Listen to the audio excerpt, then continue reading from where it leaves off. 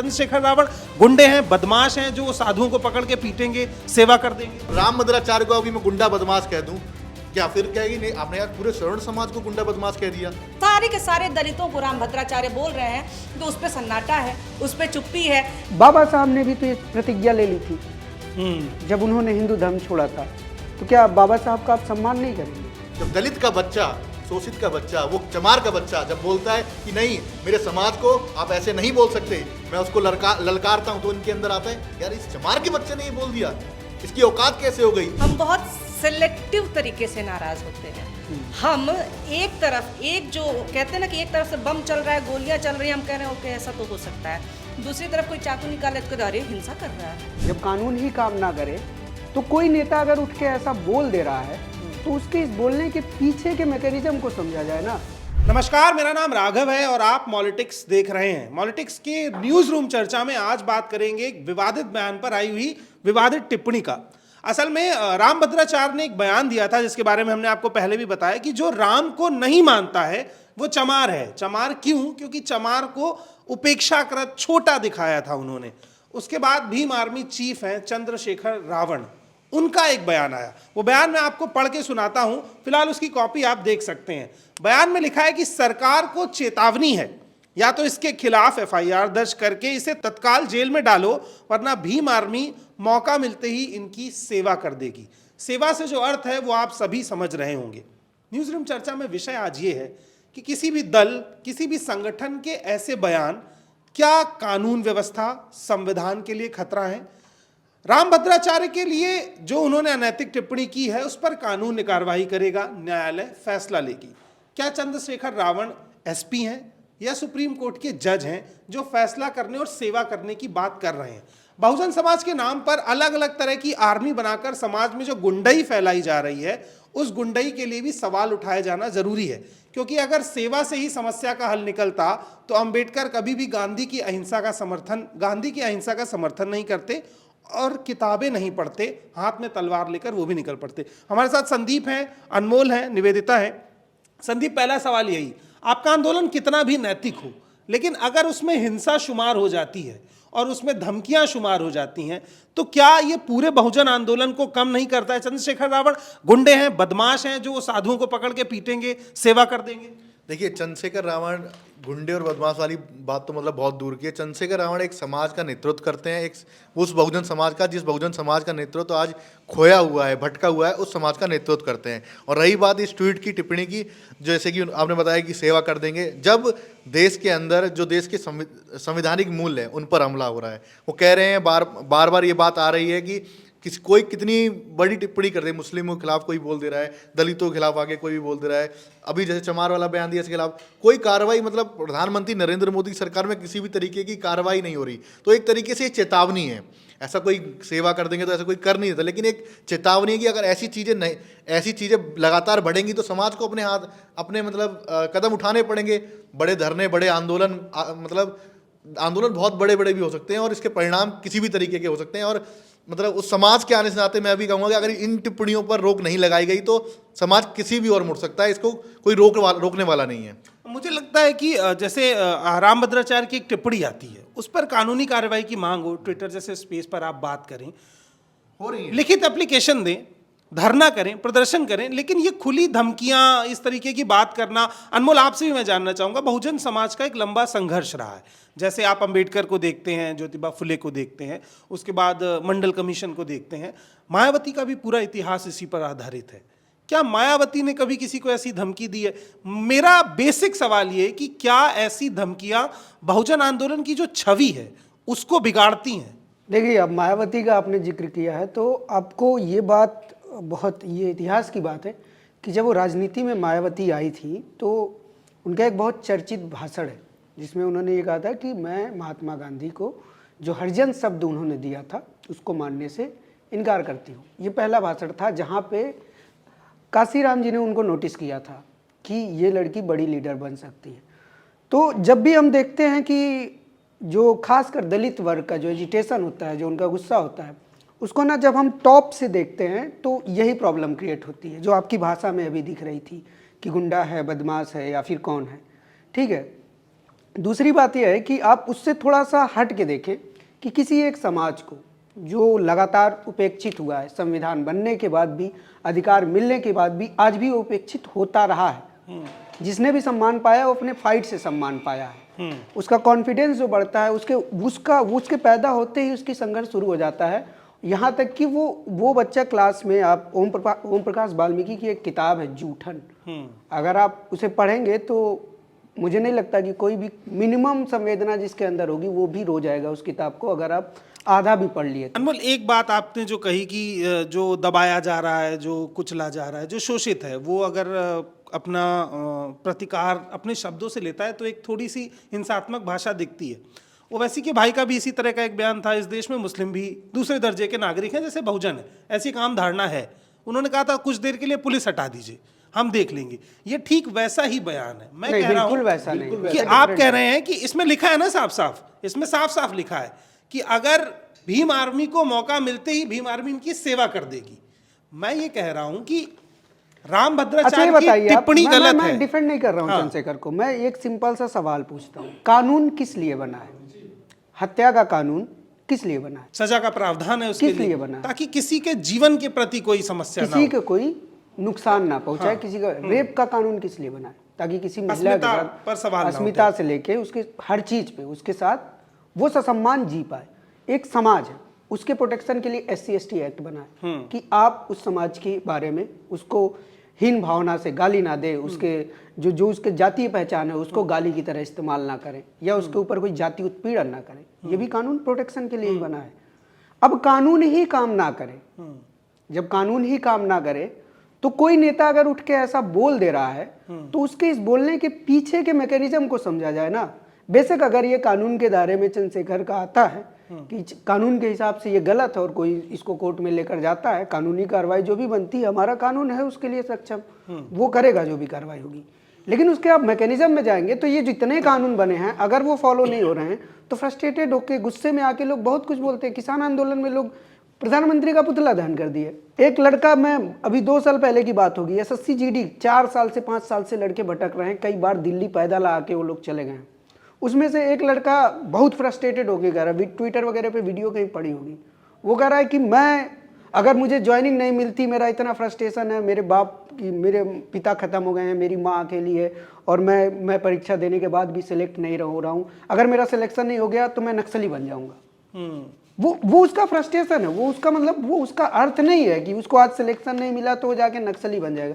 हो सकता है वो बन भी जाए, पर उसकी उस बात को एकदम इस तरह से पोर्ट्रे नहीं करना चाहिए कि आप उसके उस बयान को लेकर ही उसको सजा दे दें।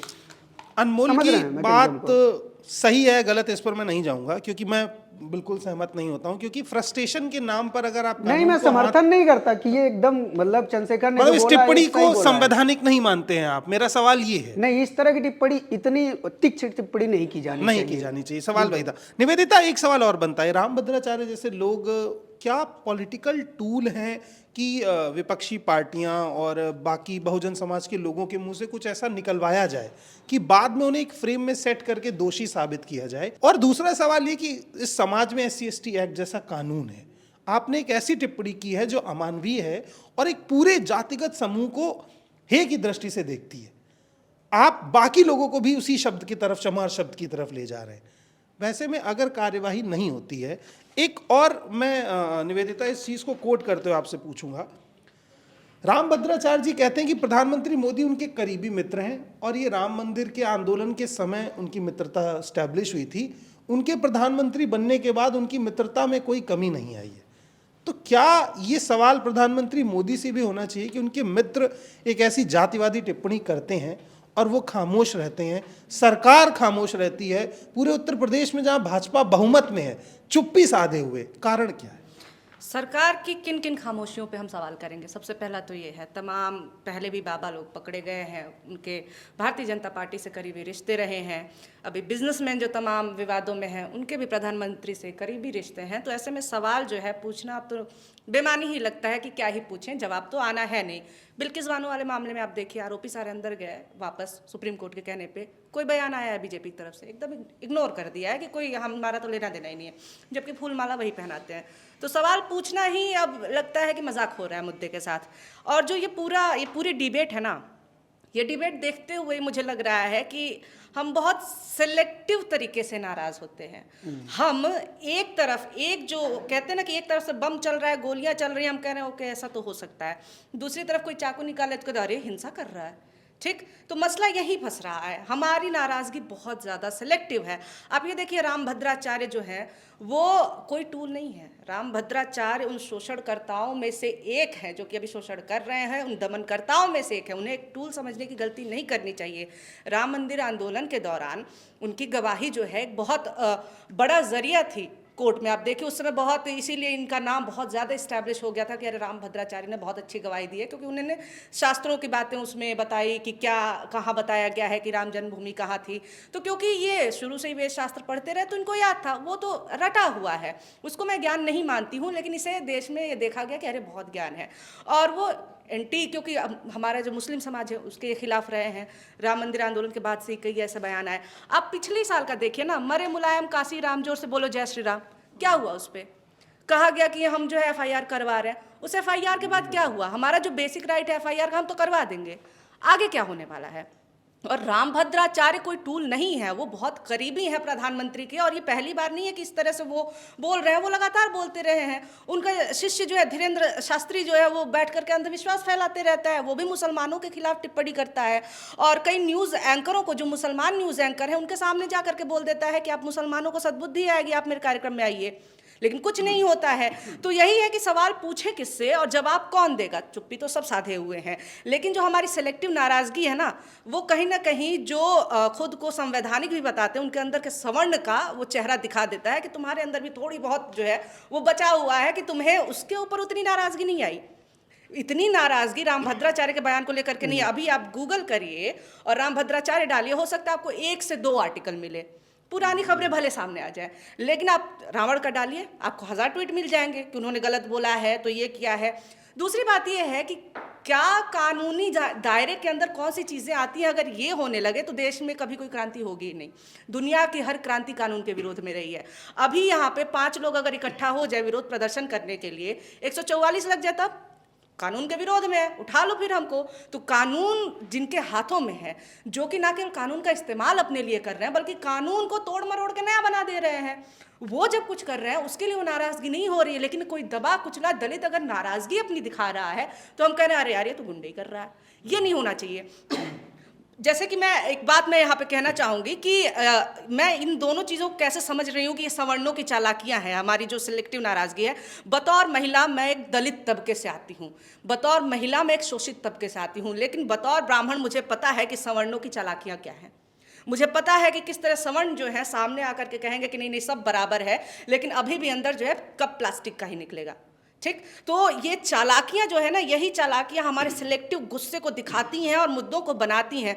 वरना दलितों के ऊपर पेशाब कर दिया जाता है, दलित लड़कियों को मार दिया जा रहा है, खेत में गैंगरेप होकर वीडियो भी बना दिया जा रहा है, वो नाराज़गी नहीं हो पाती है, उसके लिए कुछ नहीं होगा। लेकिन रावण ने बोल कैसे दिया कि हम सेवा करेंगे? भाई इंटरप्रिटेशन का भी तो मसला है ना, आप किस तरह से इंटरप्रेट कर रहे हैं।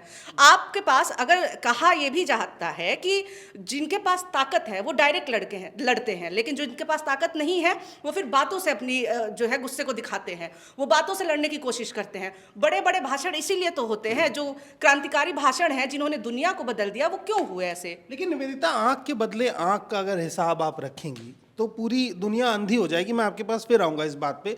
संदीप, एक सवाल और बनता है। एक तरफ प्रधानमंत्री मोदी मुलायम सिंह जी के स्वर्गवास के बाद जाते हैं और बताते हैं कि वो कितने बड़े नेता रहे, उनका ओबीसी समाज में कितना बड़ा योगदान रहा है, और उनको कई तरीके के सम्मान से नवाजे जाने की बात भी होती है, कुछ राष्ट्रीय पुरस्कारों के लिए नामित भी किया जाता है। दूसरी तरफ रामभद्राचार्य कहते हैं कि मरे मुलायम काशीराम, हवा में जोर से बोलो जय श्री राम। उसके पहले एक नारा था कि मिले मुलायम काशीराम, हवा में उड़ गए जय श्री राम।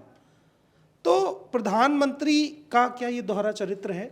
दूसरा सवाल इसमें यह बनता है कि नाराजगी मुलायम सिंह से नहीं है, नाराजगी कांशीराम से नहीं है, नाराजगी उस पूरी लॉबी से है जो कहती है कि हम बराबर आके बैठेंगे। देखिए, अब इसमें चंद्रशेखर के ट्वीट से ही मैं शुरू करना चाहूँगा कि चंद्रशेखर ने जो ट्वीट किया, उस ट्वीट को भी, उस चेतावनी को भी इसलिए ये लोग ज़्यादा प्रसारित करें कि एक दलित समाज के व्यक्ति ने इतनी बड़ी बात कह दी क्योंकि वो चमार है, इतनी बड़ी बात, उसकी औकात कैसे हुई देश के अंदर इतनी बड़ी बात कहने की? वो वर्ण व्यवस्था में चौथे स्थान पर आता है, इसने इतनी बड़ी बात कैसे कह दी? अब वो ललकारेगा सवर्णों को, अब वो रामभद्राचार्य को ऐसे कहेगा कि सेवा करने का मौका दे? क्यों नहीं कहेगा? अगर देश के अंदर एक कौम को लगातार दबाया जाएगा, इस संविधान के सारे मूल्यों को खत्म किया जाएगा, तो तमाम चंद्रशेखरों को पैदा होना चाहिए और चेतावनी देनी चाहिए ऐसे बाबाओं को। अब आप कहेंगे चंद्रशेखर को आपने गुंडा कहेगा, मैं कहूँगा रामभद्राचार्य को अभी मैं गुंडा बदमाश कह दूं, क्या फिर कहेगी नहीं आपने यार पूरे सवर्ण समाज को गुंडा बदमाश कह दिया? उस आप देखिए वही वाली बात है सिलेक्टिव। आप सिलेक्टिव तरीके से सोच रहे हैं कि जब परवेश शर्मा मुसलमानों के खिलाफ टिप्पणी देते हैं, इनके बाजारों से कोई सामान मत खरीदिए, मुस्लिम समाज के खिलाफ टिप्पणी देते हैं। कपिल मिश्रा दिल्ली दंगों में जो उनका बयान है वो संलिप्त पाया जाता है, उनके खिलाफ प्रधानमंत्री नरेंद्र मोदी खामोश रहते हैं। रमेश बिधूड़ी देश की संसद के अंदर ऐसे बयान दे देते हैं, एक दानिश अली सांसद को बहुत अपशब्द बोल देते हैं, प्रधानमंत्री नरेंद्र मोदी खामोश रहते हैं। देश के अंदर तमाम ऐसे मतलब बयान दिए गए हैं जिसके ऊपर दंगे तक हो गए हैं, उस पर प्रधानमंत्री नरेंद्र मोदी, पूरी मोदी सरकार खामोश रहती है। लेकिन एक जब दलित का बच्चा, शोषित का बच्चा, वो चमार का बच्चा जब बोलता है कि नहीं मेरे समाज को आप ऐसे नहीं बोल सकते, मैं उसको ललकारता हूं, तो इनके अंदर आता है यार इस चमार के बच्चे ने ये बोल दिया, इसकी औकात कैसे हो गई? आज भी वो मनुस्मृति वाला दौर प्रधानमंत्री नरेंद्र मोदी की सरकार में लौट कर आ रहा है। और रामभद्राचार्य जैसे जातिवादी बदमाश, जातिवादी गुंडे पैदा होंगे तो उनको बख्शा नहीं जाएगा, संवैधानिक तरीके से जवाब दिया जाएगा। और संवैधानिक तरीके से अगर नहीं मानेंगे तो सड़कों पर उतरकर जो क्रांति की बात है वो क्रांति भी की जाएगी, कोई रोकने वाला पैदा नहीं है। अनमोल, बहुत उग्रता हो गई डिबेट में। मैं एक बहुत सहज बात आपसे करना चाहूँगा कि गलतियां दोनों तरफ से हैं। एक तरफ रामभद्राचार्य हैं जो एक ऐसा बयान दे रहे हैं जिसके अगेंस्ट में इस तरीके के बयान आने की संभावना बढ़ जाती है। बीच का रास्ता क्या हो सकता है कि दोनों हाथों में तलवारें ना हो और कानूनी तरीके से इस समस्या को कैसे हल किया जा सकता है? देखिए, बीच का रास्ता तो देखिए, पहली बात रामभद्राचार्य ने जो भी बोला है वो बिल्कुल गलत है, निहायत ही गलत है। मतलब इस तरह से आप एक ऐसे संत हैं जो जिनके मतलब जो प्रधानमंत्री के कंधे पे हाथ रखते हैं, ठीक है, मतलब आपका कद इतना बड़ा है और वही प्रधानमंत्री उस समाज को सम्मान देने के लिए, लोगों की नज़र में सम्मान है, उसका पैर धोते हैं मंच पे बुला के। आप उसी समाज को फिर गाली दे रहे हैं, ठीक है। तो अब प्रधानमंत्री को भी इस पे बोलना चाहिए, रामभद्राचार्य से बोले या ट्विटर पे ट्वीट करें या कुछ भी ट्वीट करें, कम से कम इतना बोलें कि ये समाज का सम्मान सर्वोपरि है। और जब ये सवाल आप उठाते हैं कि राम को नहीं मानता तो उसको हे दृष्टि से आप जो देखने की बात की है, तो बाबा साहब ने भी तो ये प्रतिज्ञा ले ली थी जब उन्होंने हिंदू धर्म छोड़ा था। तो क्या बाबा साहब का आप सम्मान नहीं करेंगे? उस आदमी का सम्मान घट जाएगा। दिल्ली सरकार के कैबिनेट मंत्री हैं थे, मतलब राजेंद्र पाल गौतम, उन्होंने क्या किया? उन्होंने वही प्रतिज्ञा दोहराई, यही टीवी एंकर सारे लोग, पूरा बवाल हुआ और उनको इस्तीफा देना पड़ा, ठीक है, सिर्फ वो प्रतिज्ञा दोहराने के लिए। ये दलित समाज से है इसलिए इनको देना पड़ा। लेकिन एक आदमी जो पूरे समाज को इस तरह से अपमानित कर रहा है, उसके लिए आपके पास कोई कानूनी कार्रवाई नहीं है। क्यों? क्योंकि आपने यह स्थापित कर दिया है, न्यूज़ चैनलों ने स्थापित कर दिया है कि वो तो सबसे बड़ी ज्ञानी है। और दूसरी बात जो आप अभी कह रहे थे कि जय श्री राम वाला जो नारे की बात की, रामभद्राचार्य ने कहा कि मरे मुलायम काशीराम, सब बोलो जय श्री राम। फिर आप 90 के दशक में गए कि मिले मुलायम काशीराम, हवा में उड़ गए जय श्री राम। आमिर खान की फिल्म देखी होगी आपने, पीके में वो जब पैसा निकालता है, लोग उसको मारने आते हैं तो भगवान की मूर्ति लगा लेता है इस पर, ठीक है। एक्चुअली यही राजनीतिक इस्तेमाल है भगवान का, ठीक है, कि आप जो है काम तो पार्टी का कर रहे हो, बाकी पार्टियों जैसा ही कर रहे हो। आपके नेता भी कैरेक्टर से वही है, ऐसा थोड़ी आपका नेता जो भारतीय जनता पार्टी का है वो सात्विक नेता है, एकदम राम भक्त नेता है। क्या इन पे एलिगेशंस नहीं है? क्या इन पे रेप केसेस नहीं है? क्या ये मर्डर नहीं है? कैसे कैसे आरोप हैं इन लोगों पे? नेता तो वही है, कैरेक्टर तो वही है, लेकिन वो आपकी पार्टी में है तो वो स्टिकर लगा ले रहा आमिर खान का, और आप मारोगे तो कहेगा देखो देखो इसने तुम्हारे भगवान को थप्पड़ मारा। तो ये सवाल है, बस समझने के फेर है। तो संदीप कुछ कहना चाहते? एक में बयान मेरे से रह गया। प्रधानमंत्री नरेंद्र मोदी ने पिछले कुछ सालों में एक बयान दिया कि मंच पर आकर कि अगर मारना है तो मुझे मारो, मेरे दलित भाइयों बहनों को मत मारो। एक बहुत बयान वो इतना वायरल हुआ, बीजेपी ने उसका एक प्रोपेगेंडा पूरा तैयार किया और घर घर तक उस वीडियो को पहुंचाया कि प्रधानमंत्री नरेंद्र मोदी दलितों के इतने बड़े हितैषी हो गए हैं, कह रहे हैं कि अपनी जान दांव पर लगाने को तैयार हैं कि मारना है तो मुझे मारो, मेरे दलित भाई बहनों को मत मारो। क्या आज जो दलित टिप्पणी, जो दलित समाज पे चमार शब्द कहा गया, चमार को जो अपमानित किया गया दलित समाज को, उस पर प्रधानमंत्री नरेंद्र मोदी का वो भाषण भी एक तरीके से जुमला और खोखला साबित हो गया। जिस तरीके से झूठ का व्यापार लगातार बढ़ रहा है भारतीय जनता पार्टी और प्रधानमंत्री नरेंद्र मोदी का, लगातार देश के लिए और संविधान के लिए पूरी तरीके से खतरा है, और इन जैसी बातों पर टिप्पणी ना आना गलत है। मोदी वाला बयान था राहुल का, जिस पे मानहानि का केस वगैरह हुआ, वहां पे तो आप तुरंत विक्टिम कार्ड और ओबीसी कार्ड खेलने लगे। वहां पे जाति आ गई कि देखो भाई मैं तो ओबीसी हूं इसलिए मुझे बोला, सभी मोदियों को बोल दिया इसने दुनिया के हैं। लेकिन अभी जो है वो जब सब सारे के सारे दलितों को राम भद्राचार्य बोल रहे हैं तो उस पर सन्नाटा है, उस पर चुप्पी है। ये आदमी मंच से बैठ करके टिकट मांगता है अपने शिष्य के लिए। हाँ, गोदी मीडिया तो बकायदा इन चीजों को जस्टिफाई करने में लगी रह रही है। अभी राम भद्राचार्य की तरफ से एक सफाई भी आई है कि जो एक सालों से बाबा लोग संविधान बनने के बाद से ही दिए जा रहे हैं कि चमार मतलब जो चमड़े का काम करी, ये जाति नहीं है। किसे बेवकूफ बना रहे हो तो यार? कौन सी जाति चमड़े का काम कौन करती सी जाति करी? कौन सा ब्राह्मण अभी आप देख रहे हैं? या फिर जो वर्ण व्यवस्था में आप कहते हैं कर्म के हिसाब से, तो क्या कोई शूद्र जो है कर्म करना शूद्रों कौन वाला सी जाति आपके हिसाब से छोड़ काटती थी? देता तो फिर क्या होता? आपने ब्राह्मण स्वीकार किया, उसे नहीं, आप नहीं करेंगे, तो फिर अचानक से आप आकर के यहाँ पे कह रहे हैं जो चमड़े का काम करता है।